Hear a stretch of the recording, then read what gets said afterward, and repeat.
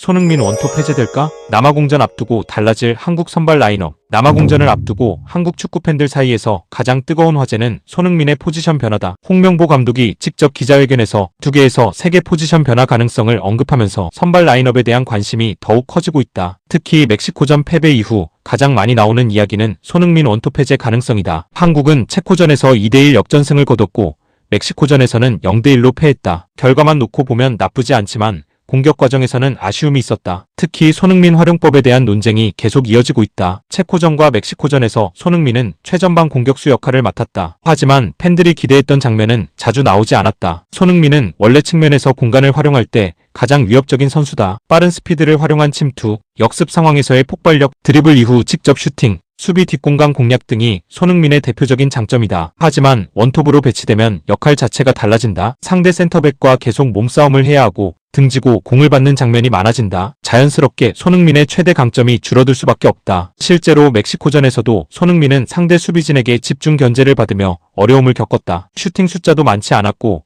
결정적인 장면 역시 제한적이었다. 그래서 많은 팬들은 남아공전에서 손흥민이 다시 왼쪽 측면으로 이동할 것이라고 예상하고 있다. 측면으로 돌아가면 공격 방식도 달라진다. 남아공이 공격적으로 나올 경우 뒷공간이 생길 가능성이 높다. 손흥민은 바로 이런 상황에서 가장 강력한 선수다. 상대 수비 라인 뒤로 침투하며 한 번의 기회로도 골을 만들어낼 수 있다. 홍명보 감독 역시 이런 부분을 고려할 가능성이 높다. 두 번째 관심사는 옌스 카드다. 최근 대표팀 주변에서 계속 언급되는 이름이 바로 옌스다. 많은 팬들은 이를 옌스 카스트로프라고 보고 있다. 만약 실제로 선발 출전한다면 상당히 큰 변화가 될 수 있다. 옌스의 장점은 화려한 공격보다 활동량이다. 경기 내내 뛰어다니며 상대를 압박하고 수비와 공격을 연결하는 역할을 수행한다. 특히 중원에서 상대의 역습을 차단하는 능력이 강점으로 평가된다. 남아공은 반드시 승리가 필요하다. 따라서 평소보다 공격적으로 나올 가능성이 높다. 그 과정에서 중원 싸움이 매우 중요해질 수 있다. 홍 감독이 옌스를 기용한다면 공격보다는 경기 주도권 확보에 초점을 맞춘 선택으로 볼 수 있다. 세 번째 변수는 황인범과 이강인의 역할 변화다. 멕시코전에서 한국은 중원 압박에 다소 어려움을 겪었다. 황인범이 빌드업 과정에서 부담을 안았고 이강인 역시 수비 가담과 공격 전개를 동시에 수행해야 했다. 남아공전에서는 역할 분담이 조금 달라질 가능성이 있다. 이강인을 더 높은 위치에서 활용해 공격력을 강화하거나 중원 숫자를 늘려 안정성을 확보하는 방법도 있다. 특히 이강인은 현재 한국 공격진 가운데